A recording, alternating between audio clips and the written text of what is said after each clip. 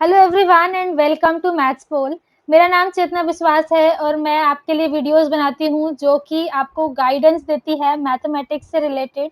बहुत सारे इंटरव्यूज़ की वीडियोस ऑलरेडी अवेलेबल हैं और आज मैंने सोचा कि क्यों ना मैं अपने कलीग का इंटरव्यू आपके सामने लेके आऊँ। ये मेरी बेस्ट फ्रेंड है जो कि आईआईटी बीएचयू में ही मेरे साथ पीएचडी कर रही है, लेकिन हैरानी की बात है कि इनके पास नेट गेट नहीं है और फिर भी वो आईआईटी से पीएचडी कर रही हैं। तो आखिर इनका क्या राज है और इनके पास ऐसा क्या है जो इनको हम सबसे ऊपर और अलग बनाता है।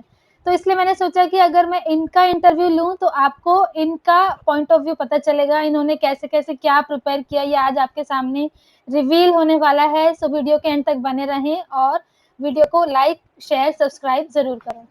सो शुरू करते हैं आज का इंटरव्यू। मैं तो डर लग रही है अंदर से सो गुट-गुट पागल हो हो रहा रही है। है क्या? गलत हो गया। कोई बात नहीं, कोई बात नहीं। एमएससी की है, नहीं गलत हो गया। ओके, तो दोबारा। आपकी एजु मैं लैपटॉप पे हाथ नहीं लगा रही हूँ। वो मैं हिल रही अच्छा, हूँ बहन। ठीक है, चल कुछ नहीं हो सकता। ओके, पहले ये आंसर कैसा था? बहुत ही बढ़िया पहले ये आंसर जवाब, कैसा था? बहुत ही बढ़िया। मैं हर एक के बाद ऐसे बोलूँगी। क्या पूछा था मैंने? 10th में जिनके जो टॉप हाँ, 1 मिनट गलत हो गया। कहाँ तक ओके। बताया मैंने? कंटिन्यू होगी। मम्मी! मैं नहीं कह रहा। Mummy! Hello Sapna, how are you? Hello Chetna, I am fine and you? अरे मैं बहुत ही ज़्यादा खुश हूँ, बस घर में मैं बोर हो रही हूँ और हम लोग बेस्ट फ्रेंड्स हैं, सबको पता भी होगा, लेकिन फिर भी हम लोग जब बीएचयू में इतना सारा टाइम साथ में बिताते थे, लेकिन आज ऐसे वीडियो कॉल पे बात करना तो मुझे तो बहुत ऑकवर्डनेस लग रही है। लेकिन फिर भी मैं चाहती हूँ कि आप पहले शुरू करें अपने इंट्रोडक्शन से। Firstly thank you Chetna for inviting me. Myself Sapna Baluni. और हाँ, सभी को पता है वी आर पार्टनर्स। पार्टनर से फेमस है हम बीएचयू में। तो हाँ। आप कहाँ से बिलोंग करते हैं? मैं उत्तराखंड से बिलोंग करती हूँ। उत्तराखंड के कोटद्वार से। कोटद्वार जो कि गढ़वाल का द्वार है, तो हम कोटद्वार में रहते हैं। तो आपकी एजुकेशन क्वालिफिकेशन क्या है? मैंने बीएससी एचएनबी जीयू गढ़वाल यूनिवर्सिटी से की है और एमएससी भी Srinagar Garhwal university same university से की है, लेकिन प्लेस चेंज हो गया। पहले कोटद्वार से बीएससी की थी, फिर एमएससी मैंने श्रीनगर गढ़वाल से की है। Okay, great. और आपने जितना भी अब तक पढ़ा है वो इंग्लिश मीडियम में पढ़ा था या हिंदी मीडियम में पढ़ा था? मैंने 12th तक तो हिंदी मीडियम में पढ़ा हाँ, हुआ है और फिर बीएससी में बीएससी फिर हिंदी मीडियम, और लेकिन एमएससी क्योंकि हमें एक ही सब्जेक्ट चूज करना होता है और मैथमेटिक्स, फिर एमएससी में इंग्लिश मीडियम से मैंने तो आगे बहुत बढ़ा है। प्रॉब्लम आई होगी हिंदी से इंग्लिश में आने में। अब देखो, हिंदी और इंग्लिश की बात नहीं है यहाँ पे, क्योंकि मेरे को याद है कि मेरे एक सर ने कहा था मुझे कि देखो, आपको ना मैथ सीखने के लिए ना आपको हिंदी लैंग्वेज आनी चाहिए ना इंग्लिश लैंग्वेज आनी चाहिए, आपको मैथ सीखने के लिए मैथमेटिकल लैंग्वेज आनी चाहिए। तो मैंने मैथमेटिकल लैंग्वेज सीखी। ओके, तो आपने कब सोचा कि आपको आईआईटी में एडमिशन लेना है? देखो, मतलब मैं गांव से बिलोंग करती हूँ, तो आईआईटी तो हमने कभी हाँ, सुना ही नहीं था। इवन जब मैंने बीएससी में एडमिशन ले लिया था तब भी मुझे मतलब आईआईटी का कुछ पता ही नहीं था। बस ऐसा था कि 12th कर लिए, 12th के बाद क्या करना है। सब कॉलेज जाते थे, हाँ चलो ठीक है, हम भी हाँ, कॉलेज जाएंगे, हम भी हाँ, बीएससी करेंगे। लेकिन जब बीएससी में आए, क्योंकि पहले गांव में रहते थे, फिर कोटद्वार आए। कोटद्वार थोड़ा शहर है, वहाँ बच्चे रहते हैं, इधर उधर हाँ, से लोग आते हैं। तो वहां से पता चला कि हाँ, आगे मतलब बहुत सारे स्कोप है जिसमें हम आगे ग्रेजुएशन कर सकते हैं, पोस्ट ग्रेजुएशन कर सकते हैं, फिर आगे भी मतलब पढ़ाई से हम अपने आप को आगे बढ़ा सकते हैं। तो मतलब बीएससी में आके फिर मुझे जैम के बारे में पता चला कि हाँ, जैम भी कुछ चीज होती है जिससे हम आगे पोस्ट ग्रेजुएशन कर सकते हैं। ठीक है। फिर एमएससी में आते आते नेट पता चला, गेट पता चला। फिर धीरे धीरे आईआईटी, हाँ सुन लिया था आईआईटी का नाम, तो फिर लगा कि हाँ करना चाहिए, तो फिर ट्राई किया और हो गया। ओके, तो बहुत ही अच्छा लगा कि आप हमारे साथ पढ़ रहे हो। मैं जानती हूँ आपको कि आप मेरे साथ कोचिंग में भी थे। हम पहले से एक बैच में थे लेकिन कभी मिले नहीं थे। मिले हम सीधा आईआईटी में ही थे और उसके बाद हम बेस्ट हाँ। फ्रेंड्स बन गए और ये बहुत ही कोइंसिडेंस है। ओके, तो या। आप क्या बचपन में पढ़ाकू टाइप थे क्या या बिल्कुल ही ऐसे इर्रेस्पॉन्सिबल या नहीं, कैसे थे? नहीं, जब मतलब मैं छोटी थी तब तो बिल्कुल नहीं। तब तो मतलब खेलना कूदना जैसे बच्चे रहते हैं। लेकिन एक बार 7th क्लास में शायद हाफ ईयरली में मैं अच्छा, मैथ्स में फेल हो गई थी। ठीक है। तो मेरे जो टीचर थे देवेंद्र सर, तो वो बहुत ही अच्छे थे। मतलब वो इतना इनकरेज करते थे मुझको पढ़ने के लिए, मुझे मतलब इवन स्कूल अगर मैं जल्दी आ जाती थी तो मुझे फ्री का ट्यूशन देते थे, मुझे फ्री में पढ़ाते थे, ठीक है। तो उनकी वजह से मतलब मुझे मैथ्स में इंटरेस्ट आया और मुझे लगा कि हाँ मुझे पढ़ना चाहिए। धीरे धीरे मेरा पढ़ाई की ओर इंटरेस्ट बढ़ा और फिर 9th 10th, फिर 10th में हमारे मतलब स्कूल में ऐसा था, कॉम्पिटिशन था, ठीक है। 4-5 बच्चे थे जिनमें रहता था कि हाँ इससे ज्यादा मार्क्स लाने, इससे ज्यादा मार्क्स लाने। तो धीरे धीरे करके फिर मुझे भी लगा कि हाँ मुझे भी ज्यादा मार्क्स लाने, और उसके लिए मैंने पढ़ाई शुरू की। और 10th 12th, फिर 12th में मैं टॉपर थी अपने बैच की, अपने क्लास में 12th में। तो फिर इसी से मतलब पढ़ाई, आप पढ़ाकू बोलो या ना बोलो जो तो इससे आपको। मैं ये कंक्लूजन निकाल सकती हूँ कि जो बचपन से पढ़ाकू नहीं है या इंटेलिजेंट नहीं है, वो भी अगर अच्छी मेहनत करे तो वो भी इजीली आईआईटी तक पहुंच सकता है। बिल्कुल।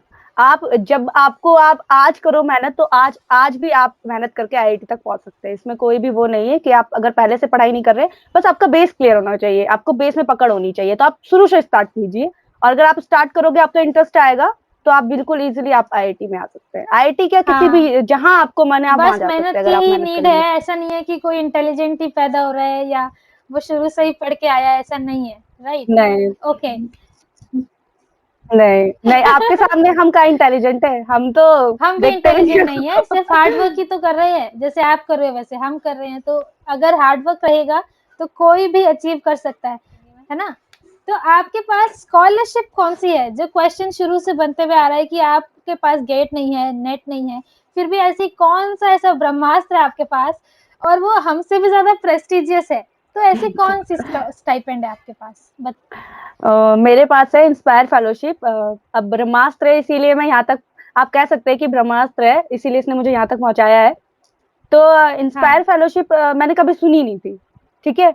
जब 12th में रिजल्ट लेने गई थी, तो उसके साथ मुझे एक सर्टिफिकेट मिला था, ठीक है। तो वो तब समझ में नहीं आता कि ये है क्या चीज। फिर इसको पढ़ा तो उसमें लिखा था कि आप एलिजिबल हो इंस्पायर फेलोशिप के लिए। आप ग्रेजुएशन, पोस्ट ग्रेजुएशन, मतलब इस पूरे जर्नी के उसमें आपको इंस्पायर फेलोशिप मिलेगी, और इसकी वो होती है 80,000 पर ईयर, ठीक है। तो 80,000 नहीं, हमें 60 मिलती है, 60 डायरेक्ट हमारे बैंक अकाउंट में आती है। और जो 20,000 होती है, वो अगर हम समर कैंप करेंगे तो उसके समर कैंप के थ्रू हमें वो 20,000 अलग से मिलती है, ठीक है। तो मैंने कभी नहीं सुना था इंस्पायर फेलोशिप के बारे में। लेकिन अब धीरे धीरे आगे पता चला कि जो 10th के 1%, टॉप 1% स्टूडेंट होते हैं, तो उनको इंस्पायर फेलोशिप के थ्रू समर इंटर्नशिप के लिए बुलाया जाता है, ठीक है। तब पता ही नहीं था, वरना 10th में मेहनत करते। अब इसका क्या होता है, एक रूल होता है, मतलब इसकी कट ऑफ जाती है, मतलब ईयरली इसकी हर साल कट ऑफ अलग अलग होती है, ठीक है। तो जो 12th में इसकी कट ऑफ होती है, स्टेट में जो टॉप 1% स्टूडेंट्स होते हैं उनको इंस्पायर फेलोशिप मिलती है, ठीक है। फिर अगर हम आगे, लेकिन इसका प्रोसेस ये होता है कि आपको उसको मेंटेन करना रखना होता है। अगर आपके सपोज आपके बीएससी में आपको फेलोशिप मिलने स्टार्ट हो गई है, ठीक है, तो फर्स्ट ईयर के आपके पास फेलोशिप आएगी। लेकिन अगर आपने फर्स्ट ईयर में 60% को मेंटेन नहीं रखा, तो आपकी फेलोशिप कैंसिल हो जाएगी, ठीक है। तो आपको हर ईयर अपनी परसेंटेज मेंटेन करके रखनी पड़ेगी। और अगर आपको मतलब आपने बीएससी भी आपने फेलोशिप, इंस्पायर फेलोशिप ली है, तो आप इसके थ्रू डायरेक्ट एमएससी में भी इस फेलोशिप को आगे बढ़ा सकते हैं, ठीक है। तो फिर और एमएससी में भी आपको अपनी परसेंटेज मेंटेन करके रखनी पड़ेगी। अच्छा ठीक ना, है, तो ये आप क्वेश्चन तो पहले पूछेगी। मुझे ये बताओ कि क्या हर स्टेट का अलग-अलग परसेंटेज होता है या एक ही होता है?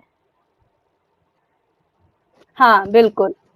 नहीं, नहीं, नहीं, हर स्टेट का अलग अलग टॉप 1% स्टूडेंट्स के कट ऑफ जाती है। फिर उसके हिसाब से उन स्टूडेंट्स को इंस्पायर फेलोशिप मिलती है। तो हर एक स्टेट का अलग अलग कट ऑफ साइंस, होती है। कॉमर्स, आर्ट्स तीनों के लिए एप्लीकेबल है? नहीं, नहीं, नहीं, साइंस स्टूडेंट्स के लिए एप्लीकेबल है। तो ये साइंस स्टूडेंट्स को मिलती है, ठीक है। और कुछ मेडिकल वालों को भी इसके कुछ रूल्स होते हैं, तो उनको भी रिसर्च के लिए ये स्कॉलरशिप मिल एक्चुअली सकती मुझे है। भी ग्रेजुएशन में पता चला था इंस्पायर के बारे में और मैंने भी कोशिश की थी, लेकिन मुझे किसी ने बोला कि ये स्कूल से ही शुरू होता है, तो हम ग्रेजुएशन से इसको स्टार्ट नहीं कर सकते। नहीं, आप इसको ग्रेजुएशन से स्टार्ट नहीं कर सकते, लेकिन आप इसको पोस्ट ग्रेजुएशन से स्टार्ट कर सकते हैं।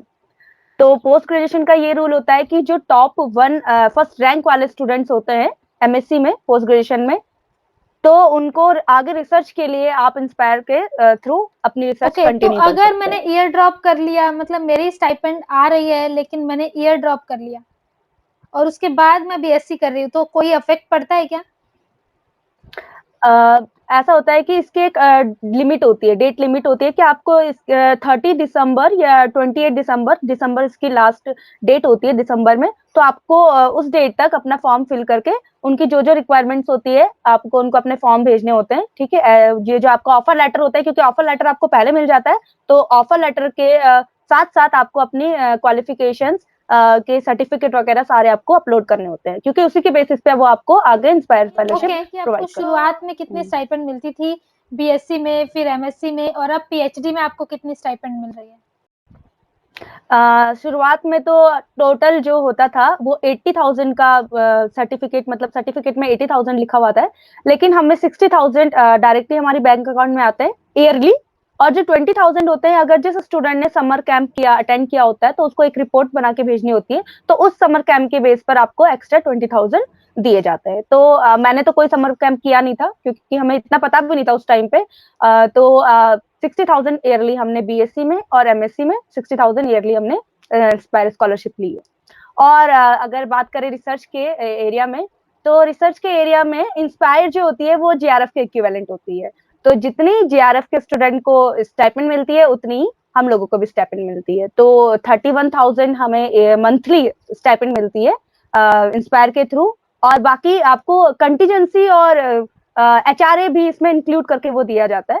तो मतलब आप ये लगाइए कि INSPIRE is equivalent to JRF. मैंने हम्म। मैं जितना टाइम आपके साथ रही हूँ, मैंने देखा है कि आप बहुत ज़्यादा मेहनत करते हो, और अपनी इंस्पायर को मेंटेन करने के लिए भी आपके स्ट्रिक्ट रूल्स हैं। ग्रेजुएशन मास्टर्स में तो हम साथ नहीं थे, लेकिन मैं पीएचडी में आपको देख रही हूँ कि आपके साथ-साथ भी बहुत सारे रूल्स ऐसे हैं, जो गेट नेट से बहुत अलग है, लेकिन आपको वो फुलफिल करना बहुत ज़रूरी है टू मेंटेन योर स्टाइपेंड। तो क्या-क्या ऐसे पीएचडी के रूल्स हैं, जो आपको फॉलो करने पड़ते हैं? हाँ, जैसे अगर हमारा इंस्पायर के थ्रू एडमिशन हो गया है पीएचडी में, तो हमारे पास प्रोविजनल लेटर तो रहता है, लेकिन अगर अब हमारी स्टाइपेंड को आगे बढ़ाने के लिए हमें फाइनल ऑफर लेटर चाहिए होता है, ठीक है। तो इसके लिए हमें 1 मंथ के अंदर अंदर अपनी एक रिपोर्ट लिखकर भेजनी होती है कि हम किस स्टेज में, किस एरिया में अपनी रिसर्च करेंगे और फ्यूचर वर्क आगे हम क्या क्या करेंगे, ठीक है। तो वो उस रिपोर्ट के बेस पे और अपनी गाइड की सीवी के बेस पे वो लोग हमें फाइनल करते हैं और हमारे फाइनल लेटर दिया जाता है, फाइनल ऑफर लेटर दिया जाता है, जिसके थ्रू हमारी स्टेपिंग आगे बढ़ती है, ठीक है। लेकिन हमें हर साल फिर यही रिक्वायरमेंट फुलफिल करनी होती है, हमें हर साल अपना प्रोग्रेस रिपोर्ट भेजना होता है कि आपने इस पूरे साल के में क्या किया और आप आगे क्या करेंगे। तो उस बेसिस पे फिर वो हमारे इंस्पायर आगे कंटिन्यू करते हैं।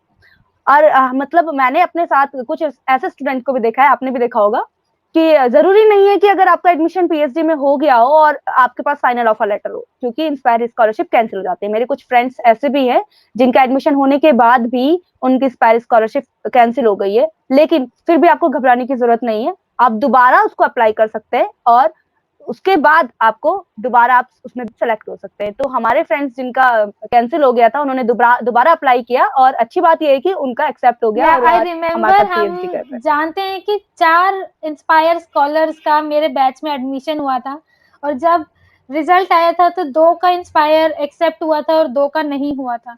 लेकिन they did not lose their hope, और उन्होंने फिर से हैं। ये सबमिट किया और नेक्स्ट अटेम्प्ट में उनका क्वालीफाई हो गया। ओके? तो ऐसा नहीं है कि नहीं होगा, अगर आप उम्मीद नहीं छोड़ोगे और कोशिश करते रहोगे तो ज़रूर इंस्पायर कंटिन्यू आप कर सकते हो।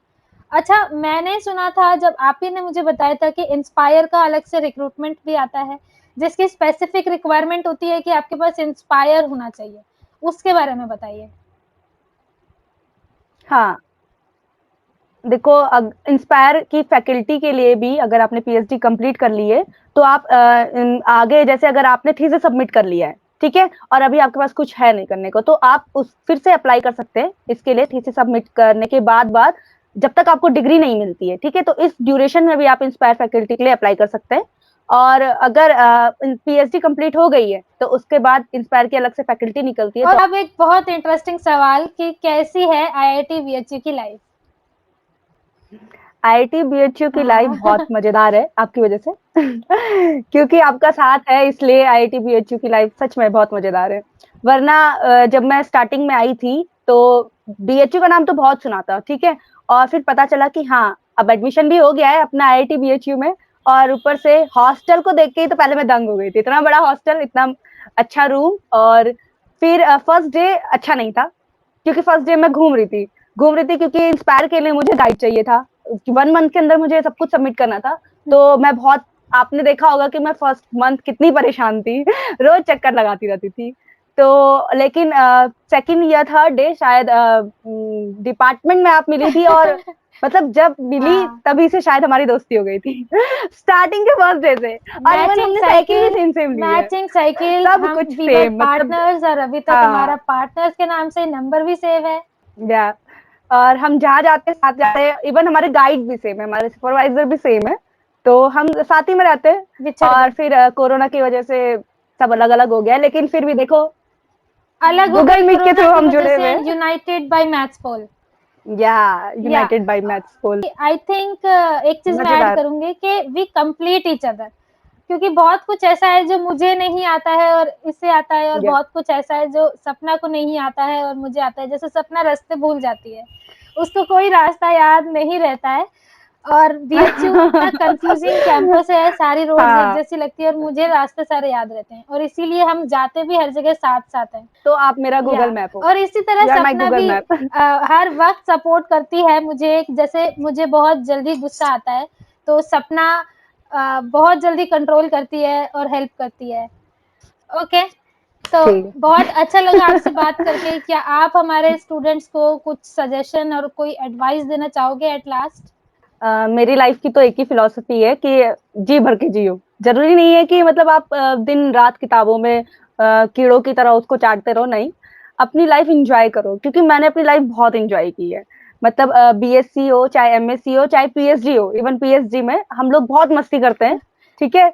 पता ही होगा आपको कि हम लोग मतलब पढ़ाई भी करते हैं, ऐसा नहीं कि पढ़ाई नहीं करते, लेकिन पढ़ाई के साथ साथ अदर चीजों को भी हम लोग टाइम देते हैं। क्योंकि पीएचडी मतलब पीएचडी अगर आप कर रहे हो तो आपको अपने माइंड को स्टेबल रखना है, ठीक है, वरना आप ऐसा ऐसा हो जाएगा।